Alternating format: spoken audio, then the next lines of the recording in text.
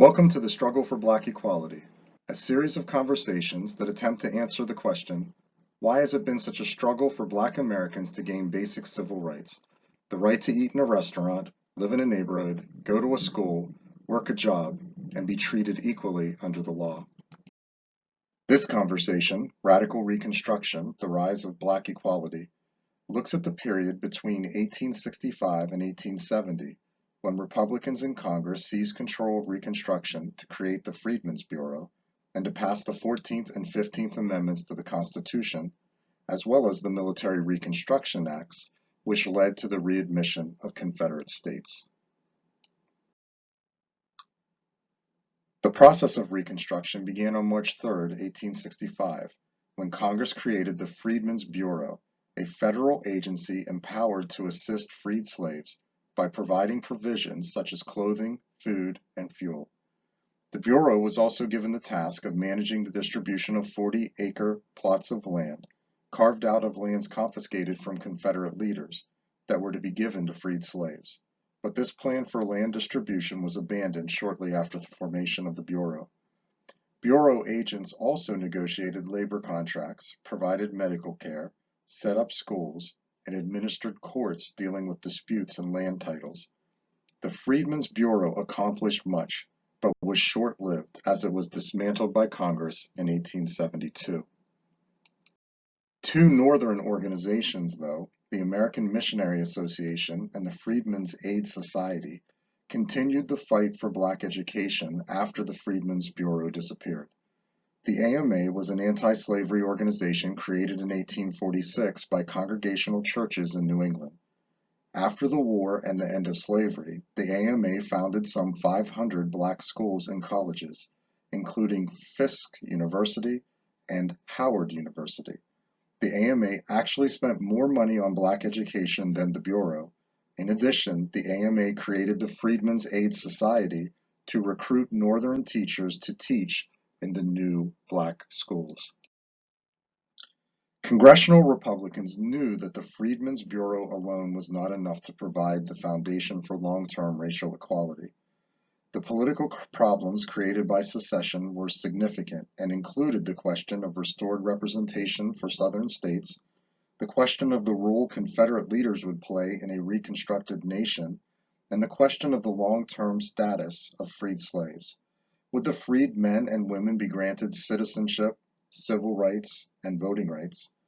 Further complicating matters was the fact that Northern states had not yet granted these rights to their own free Black residents. Instead, Northerners had responded to freedom with segregation and disfranchisement. In December of 1865, things came to a head during the seating of the newly elected Congress. The lenient plan of presidential Reconstruction had allowed new governments to form in Southern states with not much more required than a simple recognition of freedom for Black residents. In the special elections held to reclaim Southern representation in Congress, white Southerners demonstrated their intransigence by electing several former Confederate leaders to Congress. This, combined with the Black codes these governments were already establishing, provoked a radical response from Republicans, many of whom were anti-slavery advocates and who now dominated Congress. These radical Republicans seized control of the situation by refusing to seat the former Confederate leaders. Without Southern representation, Republicans now had the power to implement a more radical Reconstruction program. The first piece of this new program was the 14th Amendment, which Congress passed in June of 1866 and which 3/4 of the states approved in 1868. The 14th Amendment granted national and state citizenship to all persons born or naturalized in the United States, guaranteed to all citizens the privileges and immunities of United States citizens and equal protection under the laws, and denied the states the right to deprive any citizen of life, liberty, or property without due process of law. This amendment effectively wrote into the Constitution what a Civil Rights Act previously approved by Congress stated. Its sweeping provisions were profound and controversial, as evidenced by the race riots in New Orleans and Memphis, which preceded and followed its passage. In both cases, white citizens rioted, massacring Black residents in their communities simply for ascending toward equality. The illustration is of the burning of a Black school established by the Freedmen's Bureau in Memphis, Tennessee during the riots. The election of 1866 solidified Republican control of Congress and the implementation of radical Reconstruction. Republicans achieved a veto-proof two-thirds majority in both houses of Congress.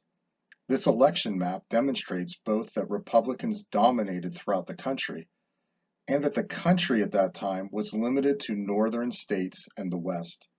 The only former Confederate state to participate was Tennessee, and it was under the control of a Republican government. It was under these representation limitations that Congress passed both the 14th and 15th Amendments, as well as the Military Reconstruction Acts. The importance of this cannot be overstated. Only part of the nation would approve the new plan for Black equality. No consensus had been reached, nor was one forthcoming.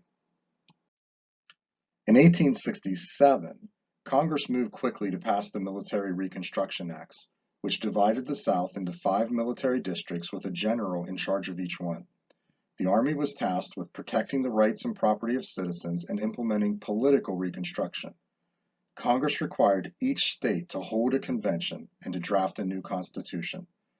Both had to include universal male suffrage and ratification of the 14th Amendment. Without these concessions, a Southern state would not be readmitted to the Union. In 1869, after President Johnson, an opponent of congressional Reconstruction, escaped removal from office by one vote in part because he agreed to stop impeding congressional Reconstruction, Congress passed the 15th Amendment, which was ratified in 1870. The amendment prohibited states from denying the right to vote, quote, on account of race, color, or previous condition of servitude. The Reconstruction Amendments were not the only successes of Republican rule. Republicans granted the suffrage, civil rights, created schools, provided poor relief, and began the process of making all citizens equal before the law. Blacks gained the right to own property, carry on business, enter professions, and learn to read and write, something that under slavery was illegal.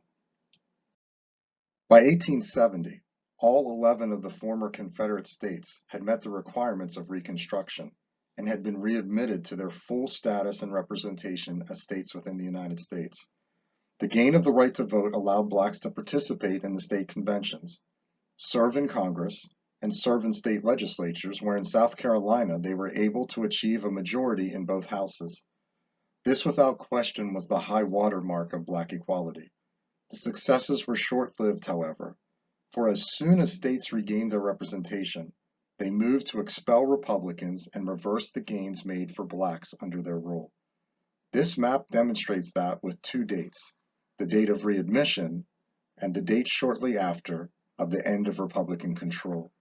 How Republican control collapsed is the subject of our next conversation. The first Black Americans to serve in Congress are pictured here and include Hiram Revels, who was appointed senator from Mississippi. Hiram Rhodes Revels was born free in North Carolina, became a minister in the African Methodist Episcopal Church, organized 2 regiments of black soldiers for the Union Army, and served as a chaplain to the Army. After fulfilling his term in the Senate, Revels served as president of Alcorn State University, a historically black college. Revels is the only person of color to represent the people of Mississippi in the Senate to this day. Some takeaways from this conversation. Radical Reconstruction was a program advanced by congressional Republicans that readmitted Southern states on the condition they guarantee for blacks freedom, citizenship and equal protection under the law, and the right to vote and hold office. A Congress dominated by Republicans and which did not include Southern representatives implemented the Reconstruction program. Radical Reconstruction did not address land or property issues or provide long-term monitoring of the implementation of black equality. Some things to think about. In what areas was Radical Reconstruction successful? In what areas was Radical Reconstruction not successful? Did the United States government have the resources and capacity to achieve Black equality? A good resource to go along with this conversation is Frederick Douglass's Give Us the Freedom Intended for Us, written in 1872. Thanks for joining this conversation. God bless you, have a great day, and keep thinking about things that matter.